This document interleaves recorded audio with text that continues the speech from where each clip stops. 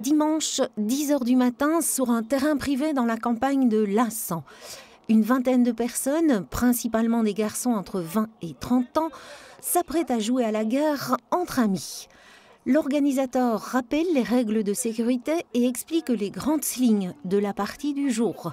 Dans quelques minutes, tous vont quitter la zone safe pour se tirer dessus dans l'aire de jeu. Cela s'appelle l'airsoft.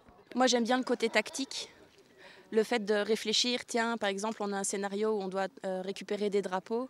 Voilà, qui va aller à gauche, qui va aller à droite, qui va protéger.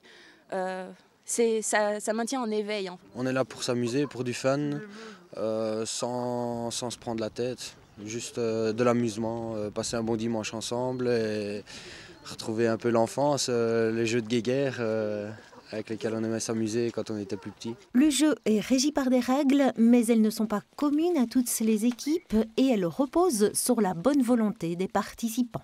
La valeur principale de l'airsoft, c'est le fair play.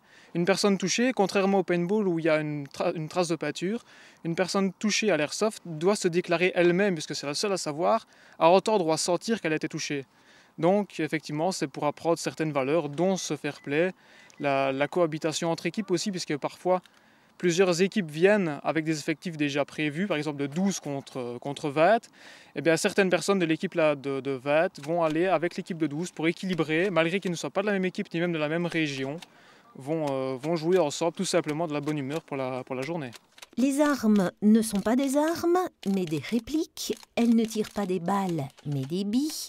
Un joueur touché n'est pas mort, mais il est out. Le discours se veut rassurant.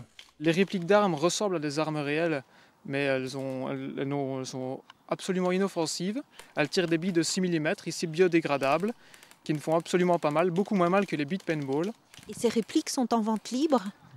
Oui et non, elles sont en vente libre aux plus de 18 ans, mais seulement en vente par des armuriers ou par des sites internet prévus à cet effet. Ça c'est un fusil à pompe. Donc, je ne vais pas tirer parce qu'ici on n'a pas le droit. Donc ici ce sont les cartouches qu'on charge par ici. Donc une fois que c'est vide, donc les billes sont ici, elles vont par 30, on sait faire 10 coups, parce que ça tire 3 coups. Donc je prends une cartouche, il suffit de la mettre ici. Voilà. Et là c'est chargé, c'est pas à tirer. Qu'est-ce que vous ressentez quand les billes vous touchent ? Ça fait mal, ça pique, mais bon ça passe assez vite quoi. Avec le paintball, ça fait quand même des gros bleus, etc. Donc... Et vous avez du plaisir à avoir mal ? Non, avoir mal, ça fait toujours pas plaisir, non. Mais bon, c'est ça, c'est le but du jeu quand même. Quand on joue, on se met dedans quoi.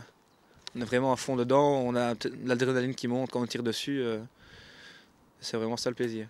Dans une pétition, Michael Delplanque demande la reconnaissance de l'airsoft comme sport et celle des terrains où se déroulent les parties.